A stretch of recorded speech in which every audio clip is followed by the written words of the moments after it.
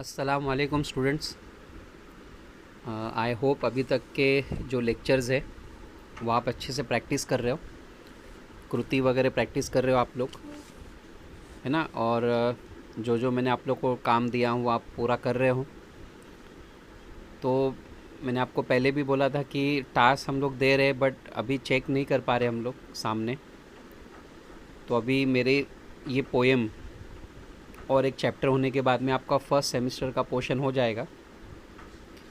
Then उसके बाद में मैं आप लोग को सॉल्व करने के लिए कुछ काम दूंगा, वो आप नोटबुक में सॉल्व करके आप सबमिट करोगे क्लासेस में। तो स्टूडेंट्स, आज हम लोग अपने सिलेबस को आगे बढ़ाते हैं। ये हम लोग का सेकेंड लास्ट, मतलब हम कह सकते पोएम है फर्स्ट सेम की, आभाळाची आम्ही लेकरे। ज़्यादा बड़ी पोएम नहीं है बट इसके मीनिंग्स और एक्सप्लेनेशन में अच्छे से ध्यान देना, क्योंकि चैप्टर को अगर हम पोएम से कंपेयर करें तो पोएम थोड़ी सी डिफ़िकल्ट होती है, क्योंकि उसके वर्ड मीनिंग्स पे हमको ज़्यादा फोकस करना होता है। तो टेक्स्ट बुक सामने है तो मीनिंग्स लिखिए, नहीं है तो नोटबुक में लिखिए। ओके। तो आभाळाची आम्ही लेकरे, पहले हम लोग टाइटल का मतलब समझते हैं। आभाळ, आभाळ किसको कहते हैं हम? आसमान को, है ना। और हम कह सकते हैं आभाळ मतलब क्लाउड, यानी जिस में से बारिश गिरती है। आभाळ मीन्स क्लाउड। आम्ही लेकरे, आम्ही मतलब वी ऑल, है ना, वी ऑल। लेकरे, लेकरे मतलब बाळे, बाळे मतलब चिल्ड्रंस। तो आभाळाची आम्ही लेकरे मतलब हम सब इन बादलों के बच्चे हैं, ऐसा यहाँ पे पोएट हमसे कह रहा है। एक्चुअली इस पोएम के अंदर ह्यूमैनिटी को डिस्क्राइब किया है, और ज़ात धर्म ये भेद ना मानते हुए, ये फ़र्क ना मानते हुए, ईमानदारी से मेहनत करने वाले जो लोग हैं उनकी सोच को इस पोएम में डिस्क्राइब किया है। और सबसे इम्पॉर्टेंट जो मैसेज है पोएम में ये है कि एक दूसरे की मदद करके अगर हम काम करेंगे, एक दूसरे के साथ में रहकर हम काम करेंगे, तो हमारी जो प्रोग्रेस है वो बहुत फास्ट होगी। यानी हम ज़ात धर्म को अलग कर दें और अगर हम मिलकर अगर काम करें तो हमारे काम बहुत ही अच्छे से पूरे हो जाएंगे। ओके। तो पहले हम लोग इसका परिचय देख लेते हैं। सेकेंड पैराग्राफ, ऊपर से फोर्थ लाइन। सर्व माणसे, ऑल ह्यूमन्स, माणसे पीपल्स, निसर्गाची लेकरे आहेत। निसर्ग, निसर्ग मतलब नेचर। लेकरे, लेकरे का मतलब जैसा मैंने आपको बताया बाळ, यानी चिल्ड्रंस। यानी पोइट यहाँ पे कह रहा है कि हम सब जो है ना वो नेचर के बच्चे हैं। या माणसातील श्रमिकांमध्ये, और इन इंसान में श्रमिकांमध्ये, श्रमिक कहते हैं हार्ड वर्कर्स को, जो हार्ड वर्किंग पीपल्स होते हैं, हार्ड वर्किंग पीपल। माणुसकीचे नाते अभंग असल्यामुळे, माणुसकीचे नाते, माणुसकी मीन्स ह्यूमैनिटी, नाते मतलब रिलेशन, अभंग, अभंग का मतलब होता है कभी ही भंग न पावनारा, कभी ही भंग ना पावनारा मतलब हम कह सकते हैं अनब्रेकेबल। माणुसकीचे नाते अभंग असल्यामुळे और ह्यूमैनिटी का जो रिलेशन है वो अनब्रेकेबल रहने की वजह से त्यांच्यामध्ये कोणत्याही प्रकारचा भेदभाव नसतो। और इन लोगों में कोणत्याही प्रकारचा भेदभाव, किसी भी टाइप का भेदभाव, डिफरेंसेस नसतो, नहीं रहता। प्रस्तुत कवितेतून कवि ने और इस पोयम में पोएट ने हा मानवतावादी व उदात्त विचार, यानी ये ह्यूमैनिटी को लेकर जो सोच है, ग्रेट थॉट है, वह संदेश दिला है और मैसेज दिया है। प्रस्तुत कविता शिंग फुंकिले रणी या काव्य संग्रहातून घेतला है, और ये जो पोयम है वो शिंग फुंकले रणी इस पोयम कलेक्शन में से लिया हुआ है। ओके। तो मेन जो फोकस ये पोएम में किस पे किया हुआ है? ह्यूमैनिटी और जो इक्वालिटी है उसके ऊपर। ओके, चलिए पहले मैं पोएम को रीड करके मीनिंग्स आपको पहले लिखा देता हूँ, फिर हम लोग एक्सप्लेनेशन देखेंगे। आभाळाची आम्ही लेकरे, काळी माती आई। टाइटल का मतलब मैंने बताया, आभाळाची आम्ही लेकरे, काळी माती आई। काली माती, काली माती का मतलब यहाँ पे है, अगर हम देखें तो काली माती मतलब ब्लैक सॉइल। काली मतलब ब्लैक, माती मतलब सॉइल। यहाँ पे मतलब क्या है, फार्म यानी शेत, खेत। काली माती आई मतलब आई जो वर्ड आया है वो मदर के लिए होता है, तो यहाँ पे ज़मीन को हम माँ कहते हैं, है ना। जात वेगळी नाही, जात, जात आपको पता है, जात जिसको हम हिंदी में कहते हैं। वेगड़ी, वेगड़ी मतलब सेपरेट, है ना, निराली। नाही आम्हा, धर्म वेगळा नाही। आम्हा मतलब हमारा, धर्म, धर्म मतलब रिलीजियन, वेगळा मतलब सेपरेट, अलग। श्रमगंगेच्या तीरावरती, श्रमगंगेच्या तीरावरती, श्रमगंगा, श्रमगंगा को अगर हम मतलब देखें तो कष्ट रूपी गंगा नदी, यानी द रिवर ऑफ स्वेट, यानी हम इसको सिंपल कह सकते हैं हार्ड वर्क। ओके, श्रमगंगेच्या तीरावरती, तीर कहते हैं किनारे को, जैसे हम कहते हैं ना बैंक ऑफ रिवर, एक नदी का किनारा। कष्टकऱ्यांची अमुची वस्ती, कष्टकऱ्यांची, कष्टकरी, हार्ड वर्किंग पीपल्स। कष्टकरी मीन्स हार्ड वर्किंग पीपल्स। अमुची वसती, अमुची मतलब अवर, वस्ती मतलब कॉलोनी, हमारी कॉलोनी। नाव वेगळे नाही आम्हा, गाव वेगळा नाही। नाव वेगळे नाही, नाव मतलब नाम, वेगळे सेपरेट, आम्हा हमारा, गाव वेगळा नहीं, गाव यानी विलेज, है ना, मतलब हमारा जो गांव है, हमारा जो नाम है वो अलग नहीं है। एक्सप्लेनेशन में हम लोग डिटेल में देखेंगे। ओके, पहले आपसे मीनिंग पे ध्यान दो। ईमान आम्हा एकच ठावे। अब ईमान, ईमान मतलब ऑनेस्टी, लॉयलिटी। ओके, ईमान मतलब ऑनेस्टी। आम्हा एकच ठावे, एकच मतलब वन, ठावे मतलब वी नो, जैसा हम कहते हैं ना मला माहीत आहे, वी नो। घाम गाळूनी काम करावे, घाम गाळूनी बाय स्वेटिंग यानी डूइंग हार्ड वर्क, काम करावे, काम करना। मार्ग वेगळा नाही आम्हा, स्वर्ग वेगळा नाही। मार्ग, मार्ग मतलब रास्ता, पाथ। वेगळा नहीं आमा, स्वर्ग वेगळा नहीं, स्वर्ग, स्वर्ग पता है आपको, हेवन को कहते हैं, है ना। फिर आगे एक्सप्लेनेशन देखते हैं हम क्या है। ओके,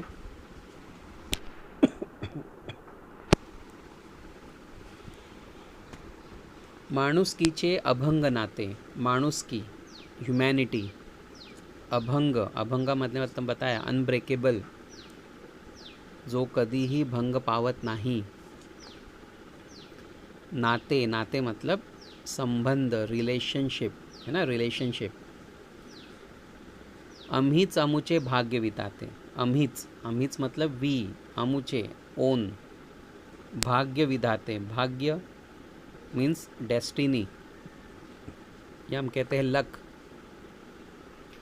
और विधाता होता है, किसको कहते हैं, विधाते मतलब विधाता, विधाता मतलब परमेश्वर, गॉड। ओके, पंथ वेगळा नाही आम्हा, संत वेगळा नहीं। पंथ, पंथ मीन्स हम कहते हैं ना संप्रदाय, यानी धर्म, धर्म का संप्रदाय, इसको इंग्लिश में कहते हैं कल्ट, CULT।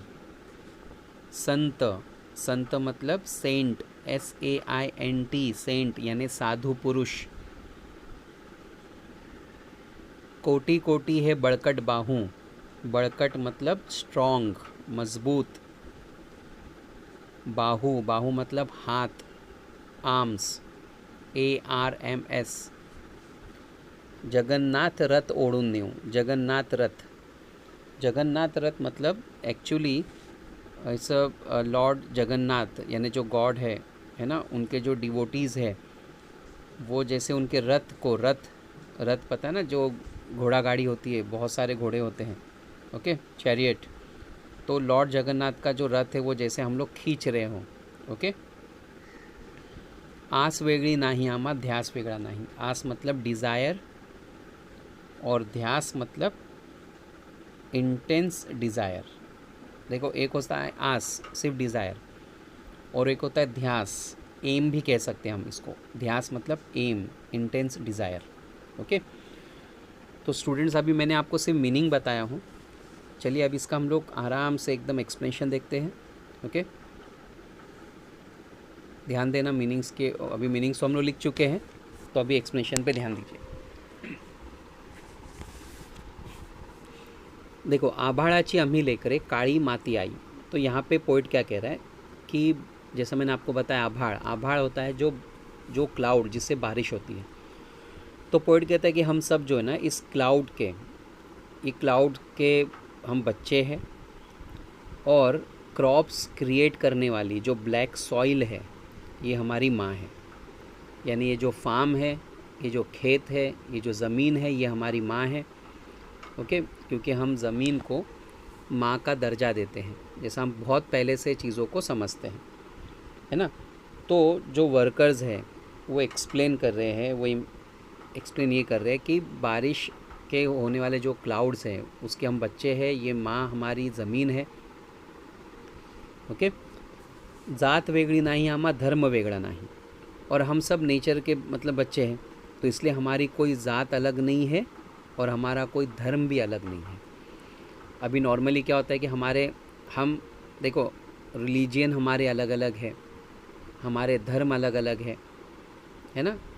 हम जैसा कि कहते हैं हिंदू, मुस्लिम है, सिख है, ईसाई है, तो ये मेजर 4 धर्म जैसा हम हमेशा सुनते हैं।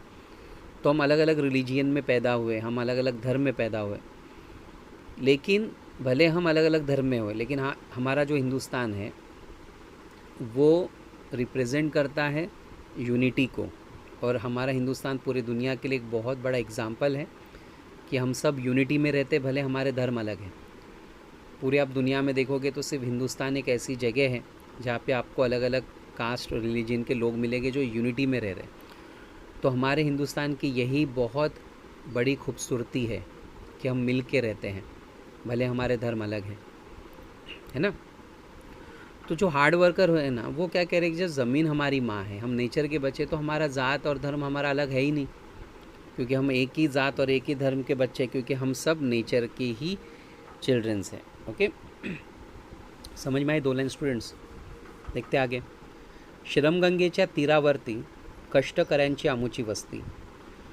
पोट यहाँ पे क्या कह रहा है कि श्रमगंगेच्या तीरावरती, यानी जो मेहनती लोग हैं, जो हार्ड वर्कर्स लोग हैं, वो कहते हैं कि हमारी जो वस्ती है, हमारी जो कॉलोनी है ना, वो श्रमगंगेच्या तीरावर, मतलब जैसा मैंने आपको मीनिंग लिखाया, श्रमगंगा मतलब the river of sweat, hard worker, है ना। तो जैसे कि गंगा रिवर आपको पता है, तो गंगा रिवर के किनारे लोग रहते हैं। तो यहाँ पे हार्ड वर्कर क्या कहते हैं कि हम कौन से नदी के किनारे रहते हैं? पसीने से बहने वाली। इसका सिंपल इतना मीनिंग आप ध्यान में रखो कि हम बहुत मेहनत करते हैं, है ना। और ऐसे नदी के किनारे हमारी कॉलोनी है जहाँ पे मेहनत का पसीना बहता है ना। तो हमारी वस्ती वहाँ पर है, हम हार्ड वर्कर्स हैं, ठीक है। नाव वेगळे नाही आम्हा, गाव वेगळा नहीं। और इसलिए हम मेहनती है, तो हमें हमारे अलग अलग नाम नहीं है, ना ही हमारा अलग अलग गांव है। हम एक ही जगह से बिलोंग करते हैं, और वो है मेहनत से जो पसीना बहता है, उस गंगा, उस नदी के किनारे हम रहते हैं। इसलिए हमारा कोई अलग अलग नाम नहीं है और हमारा अलग अलग कोई गांव नहीं है, हम एक ही जगह से बिलोंग करते हैं। आई होप आपको समझ में आ रही है पोएम, ज़्यादा कंफ्यूज नहीं होना, सिंपल एक्सप्लेनेशन है। पहले 2 लाइन में पोएट ने तो सिंपल बोला है कि हम नेचर के चिल्ड्रन से करके हमारा धर्म और ज़ात अलग अलग नहीं है, क्योंकि हम नेचर से बिलोंग करते हैं। फिर आगे वो कहता है कि हम मेहनत करके जो पसीना बहता है, उस नदी के किनारे हम रहते करके हमारी एक ही कॉलोनी है, हमारे नाम और हमारे गांव अलग अलग नहीं है, ओके। देखो, ईमान आमा एकच ठावे, गाम गाळूनी काम करावे। अब यहाँ पे पोइट क्या कह रहा है कि जो मेहनती लोग हैं ना, वो कहते हैं कि हमें सिर्फ हमारा एक ही ईमान है। ईमान का मैंने आपको बताया ऑनेस्टी, लॉयल्टी। आमा एकच ठावे, हमें एक ही पता है हमारा ईमान क्या है। घाम गाड़ूनी काम करावे, हमें यही पता है कि हमें पसीना बहाना है, हमें हार्डवर्क करना है और काम करते रहना है, यानी कष्ट करते रहना, हार्डवर्क करते रहना, यही हमारा ईमान है। मतलब यही हमारी ऑनेस्टी है, यही हमारी लॉयल्टी है।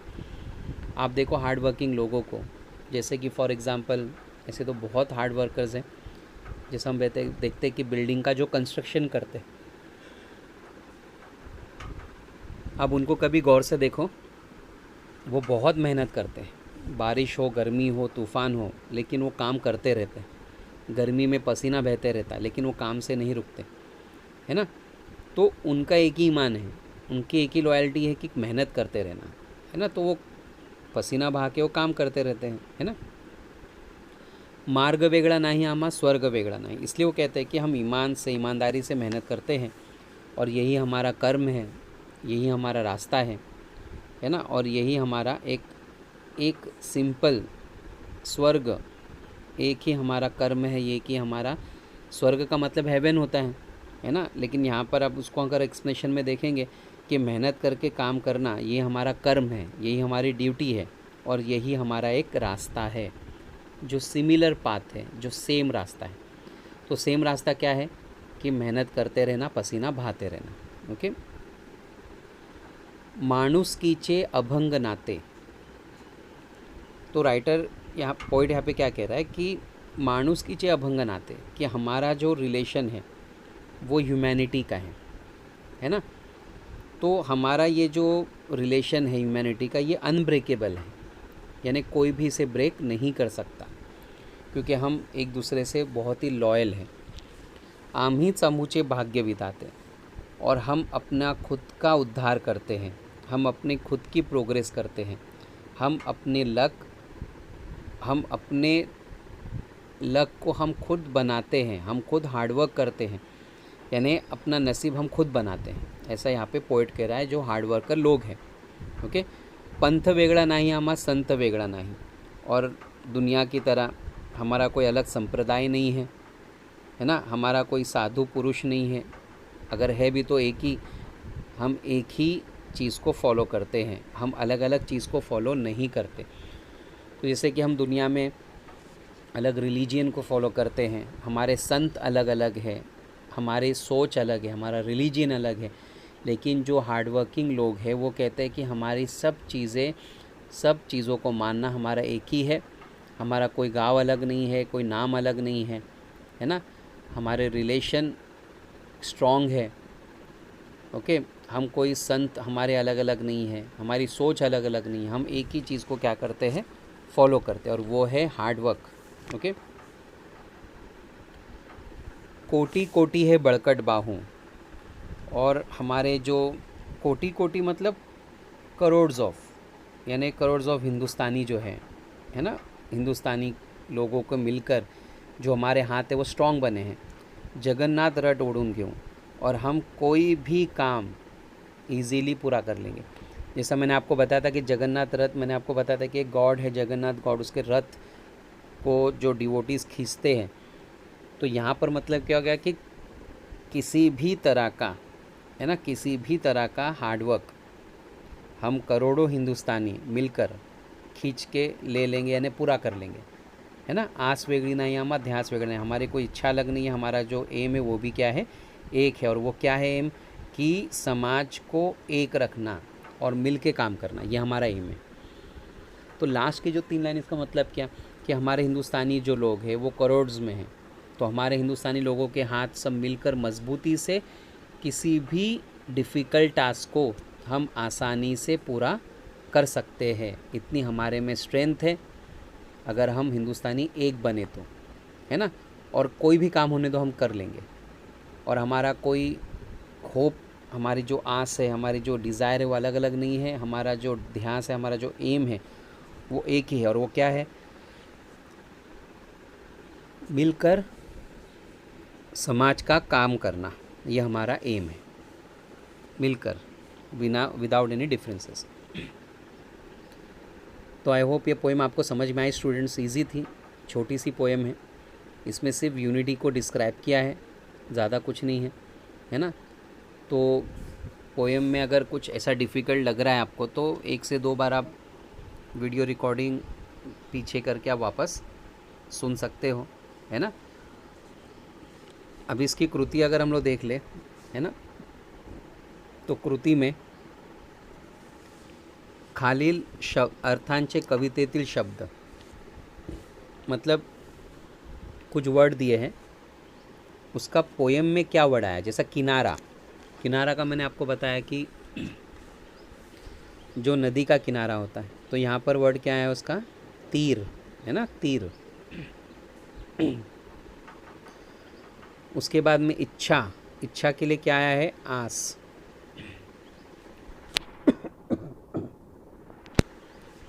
अखंड, अखंड के लिए क्या आया है, अभंग, यानी अनब्रेकेबल। ओके, ध्यान दो, देखो, किनारा के लिए तीर, इच्छा के लिए आस, अखंड के लिए अभंग और आकाश के लिए आभाळ। पहले ही वर्ड है ना, आभाळाची आम्ही लेकरे, आभाळ। ओके, समझा ना। इच्छा,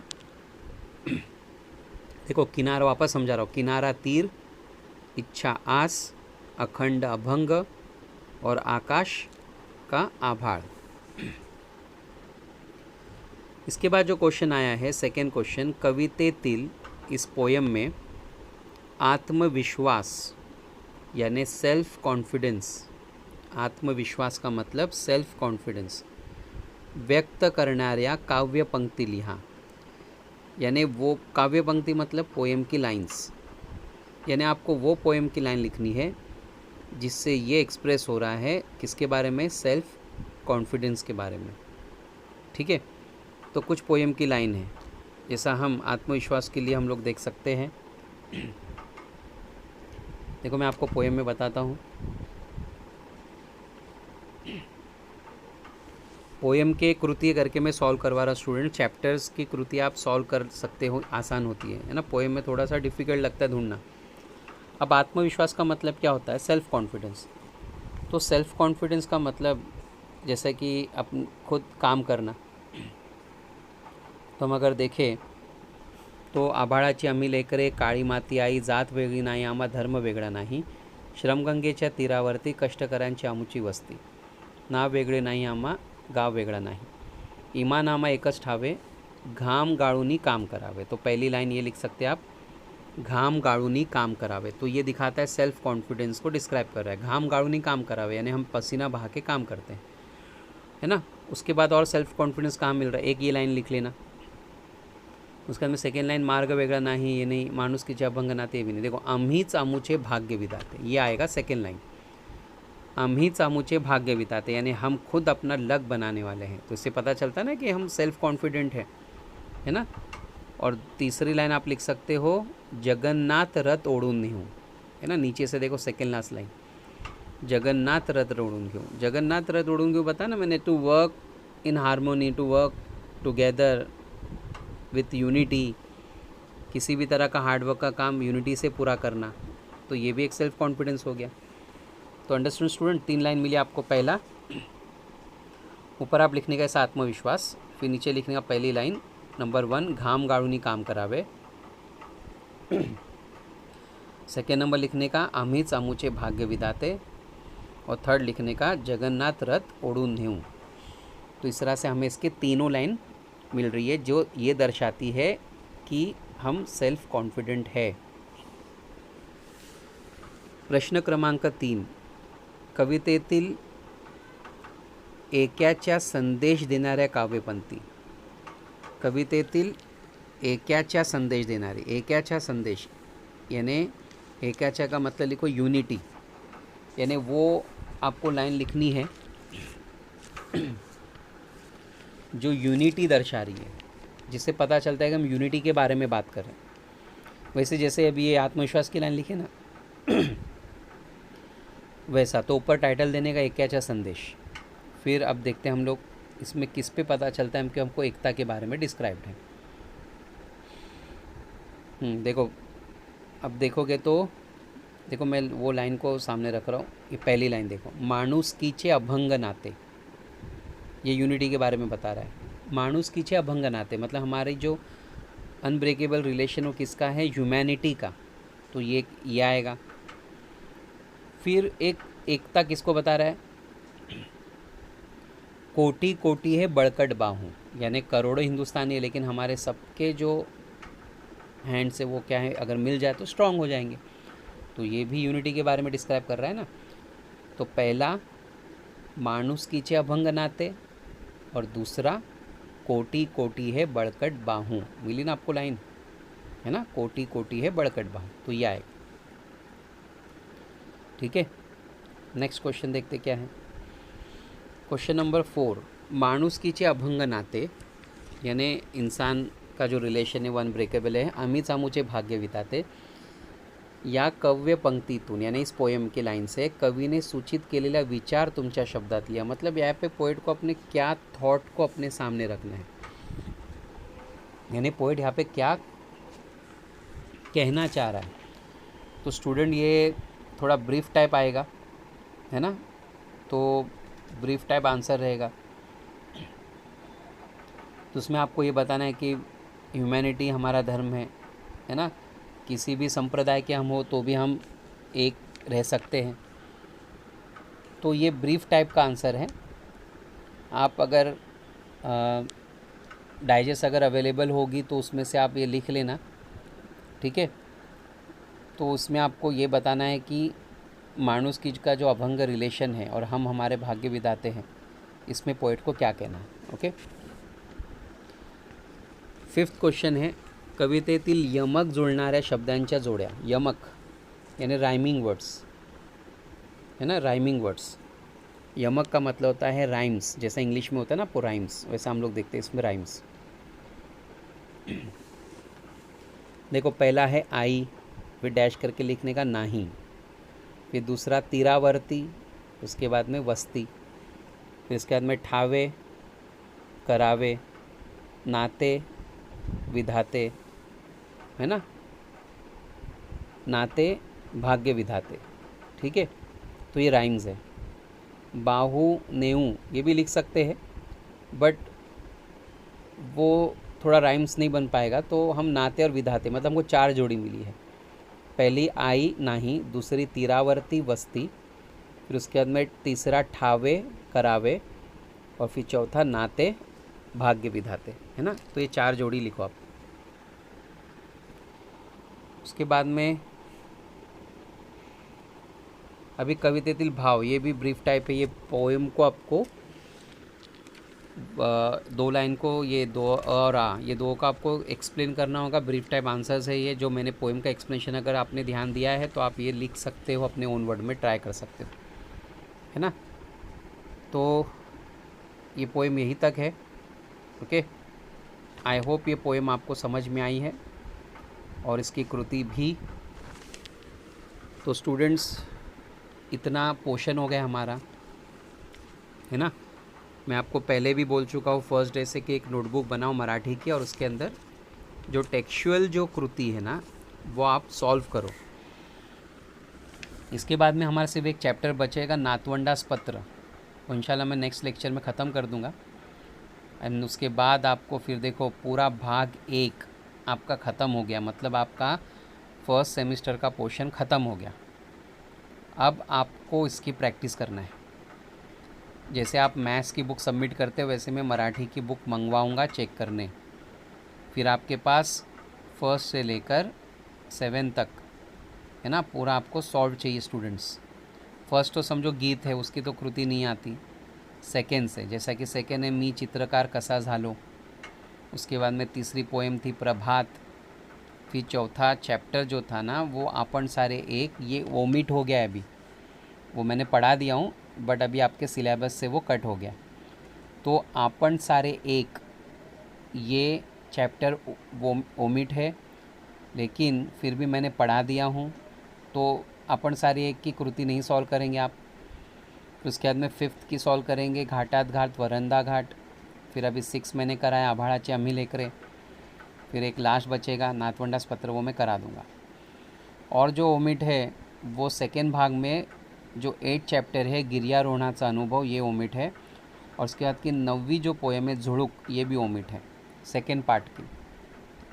तो टोटल आपके सिलेबस में है ना 3 चीज़ें ओमिट हुई है। पहली आपण सारे एक, ये चैप्टर 4 चैप्टर, उसके बाद में 8वां चैप्टर गिर्यारोहणाचा अनुभव, और फिर 9वीं पोएम झुळूक, ये 3 चीज़ें ओमिट की गई है। मैं वापस बता देता हूँ। 4 चैप्टर आपण सारे एक ओमिट है, 8 चैप्टर गिर्यारोहणाचा अनुभव ओमिट है, 9th पोएम झुळूक ये ओमिट है। इसके अलावा पूरा पोर्शन है। तो इतना आपको प्रैक्टिस करना है स्टूडेंट्स, ठीक है। तो नेक्स्ट लेक्चर में मिलते हैं हम लोग। Till then take care of yourself, okay. अपना ध्यान दीजिए और प्रैक्टिस करते रहिए स्टूडेंट्स, ओके। बाय।